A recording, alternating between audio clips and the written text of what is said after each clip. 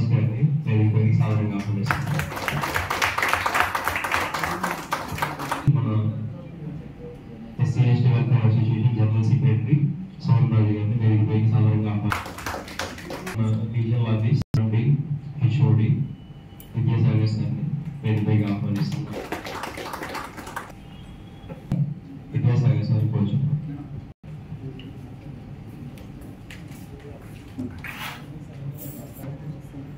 మా శుభాకాంక్షలు తెలియజేయడానికి సమావేశమయ్యాం.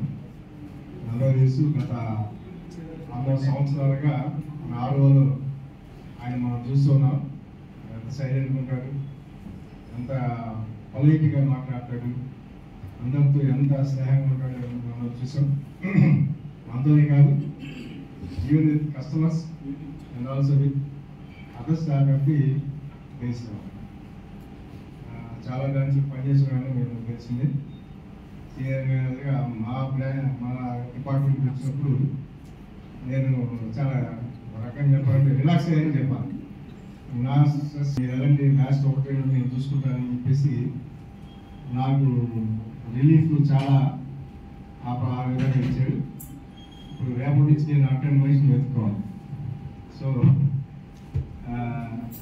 ఏదేమైనప్పటికీ ఇంత సుదీర్ఘకాలం ఎటువంటి వివాదం లేకుండా వివాదాస్పదంగా ఒక మంచి contributed to the development of the bank అనేటువంటి వ్యక్తుల్లో ఒక వ్యక్తిగా నిలిచాడు.